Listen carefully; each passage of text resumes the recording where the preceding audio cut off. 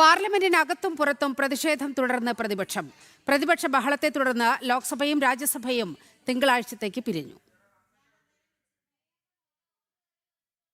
പാർലമെന്റിന് പുറത്ത് പ്രതിഷേധിച്ച പ്രതിപക്ഷം ആ പ്രതിഷേധം സഭയ്ക്കുള്ളിലേക്ക് വ്യാപിപ്പിക്കുകയായിരുന്നു.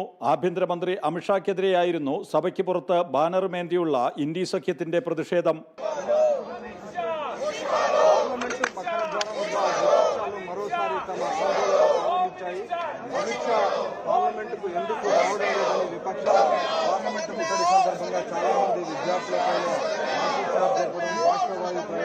പാർലമെന്റിനുള്ളിൽ ഇരുസഭകളിലും പ്രതിപക്ഷം പ്രതിഷേധവുമായി രംഗത്തിറങ്ങി. രാജ്യസഭ പ്രതിപക്ഷ പ്രതിഷേധത്തെ തുടർന്ന് തിങ്കളാഴ്ച ചേരാനായി പിരിഞ്ഞു.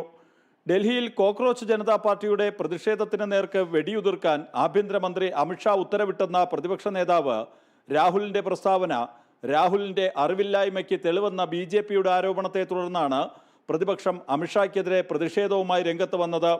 രാഹുലിന്റെ പിഴവ് ചൂണ്ടിക്കാട്ടിയപ്പോൾ പ്രതിപക്ഷം ഒളിച്ചോടുന്നെന്ന വിമർശനമാണ് ഭരണപക്ഷത്തിൻ്റേത്. ബഹളം മൂലം തടസ്സപ്പെട്ട ലോക്സഭ 12 മണിക്ക് ചേർന്നപ്പോഴും പ്രതിപക്ഷം സഭാ നടപടികളുമായി സഹകരിക്കാൻ തയ്യാറായില്ല. പ്രതിപക്ഷ ബഹളത്തിനിടെ ജനന മരണ രജിസ്ട്രേഷൻ ഭേദഗതി ബിൽ ലോക്സഭയിൽ ആഭ്യന്തര സഹമന്ത്രി നിത്യാനന്ദ റായ് അവതരിപ്പിച്ചു. राष्ट्र गौरव का विधेयक है, यह किसी राज्य के खिलाफ नहीं है, किसी व्यक्ति या किसी विचारधारा के खिलाफ नहीं है महोदय। किसी का राजगीत का भी सम्मान भारतीय जनता पार्टी NDA की सरकार करती है, मोदी की सरकार करती है. പ്രതിപക്ഷം ബഹളം തുടർന്ന സാഹചര്യത്തിൽ ലോക്സഭയും തിങ്കളാഴ്ചത്തേക്ക് പിരിഞ്ഞു. ജനം ഡൽഹി.